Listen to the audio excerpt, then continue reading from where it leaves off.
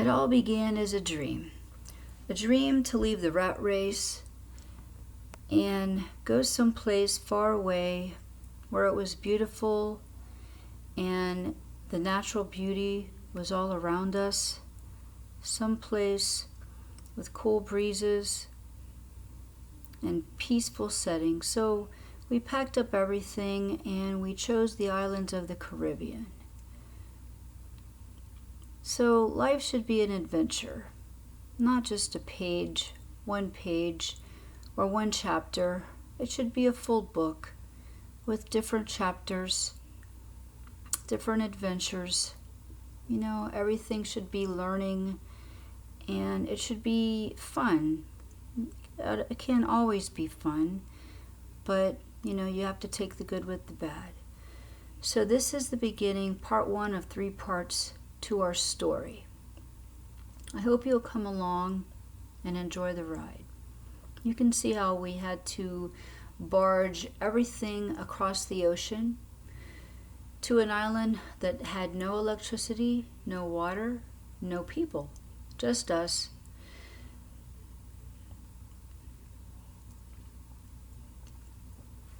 So as you can see, this barge has our building materials on it that we brought from the States, and we had to gauge the tides correctly in order to get our stuff off the barge.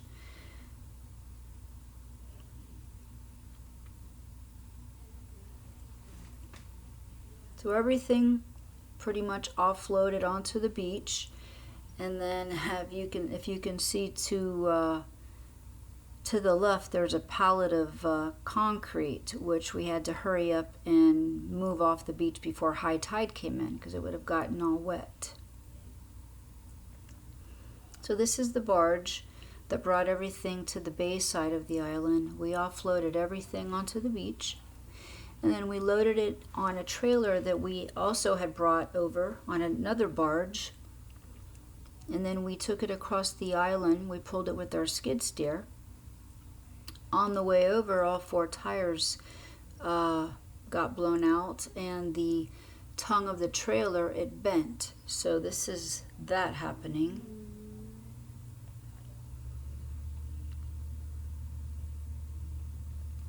Every day was a different adventure. You know, when you woke up that morning, you weren't really sure what to expect, what was going to happen that day, what kind of disaster, what was going to, you know, we broke a bolt.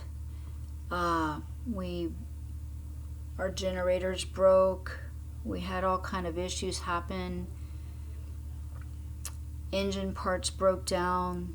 Batteries went dead. Wires broke. Solar panels cracked. You name it, it happened. On this is the auger. We'd have to drill the holes down 6 feet down into the ground. We had to install a rock bit so we could break up the rocks. And then one of the problems we found, when you bring out the auger, the hole would cave back in, and there was going to be no way we were going to be able to put in a 40-foot telephone pole 6 foot in the ground. So one by one, we had to run down to the beach with 5-gallon buckets and get salt water and pour into the holes, so when the auger bit came out, it was able to actually grab the sand as mud, and it would, you know, leave a hole where we could put the poles in. As you can see, we hadn't discovered that little trick yet. Like I say, every aspect of this adventure was a learning trial and error, but it was all worth it. And we as a family, me, Larry, and our daughter Amanda, who is about 14 at this time, you know, we bonded. Of course, you know, we're going to get on each other's nerves during this time. Not to mention, we had to live in a tent for a year on the beach. 2 poles are in. So here's, as our daughter Amanda said, here's first 2 of 48 telephone poles. And we are measuring for the next pole. So we built an octagon, which further added to the complications. And no other person, no other human actually helped us on this entire house. Just us three. We did it all. And the skid steer, of course. But we worked day until dark, every day, 7 days a week. We didn't even know what day it was most of the time, but it really didn't matter because we had all the building materials we had. It was piled there on the beach. We had our tent. We collected our rainwater, which it rained every day, so we had plenty of water to drink. And as far as bathing, that was what the ocean was used for. We washed our clothes in the ocean. So this is part 1 of part 3, and you can see the different steps as we went. We had injuries, we had all kind of things, but we took care of everything ourselves.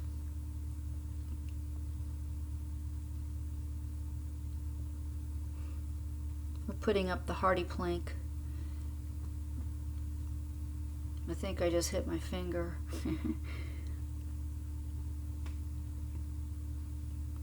The rain clouds coming in.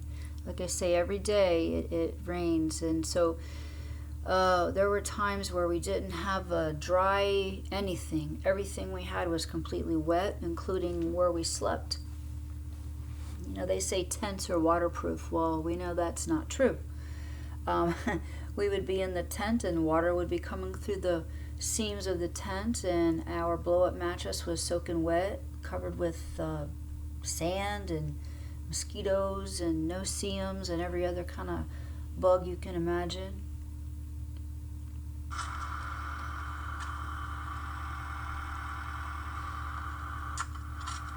We had to mix the concrete in a wheelbarrow like this by hand. That's $100 level you're throwing around. You knock it out of whack, everything's crooked.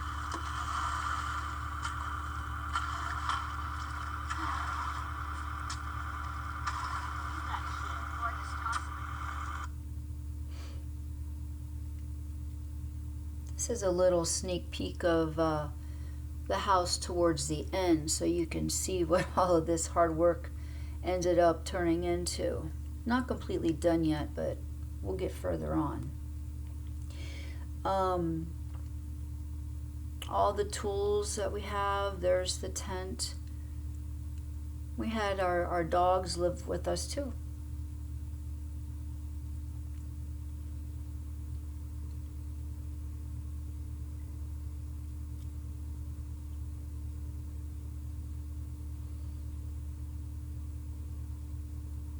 Scenery was unbelievable. At nighttime, it was pretty quiet. Stars were beautiful. No other people around anywhere. Every single screw and nail and bolt that went into that house, we put it there.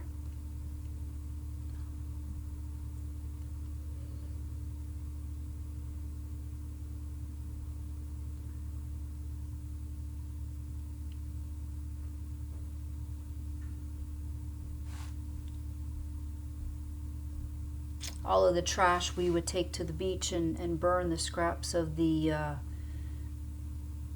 the extra wood, the plywood, all the scrapped tar paper, all that kind of stuff. We'd have to burn it. Of course, there's no trash pickup there. There's the poles. That's the beginning.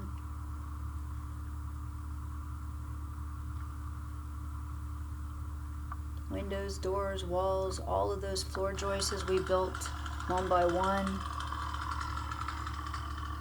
Putting up the girders.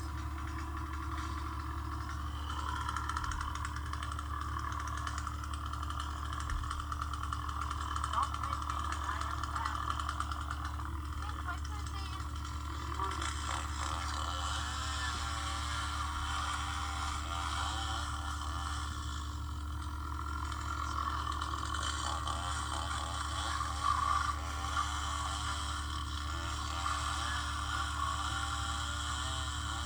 So Larry would notch the telephone poles like that so the girders would be able to fit snugly inside.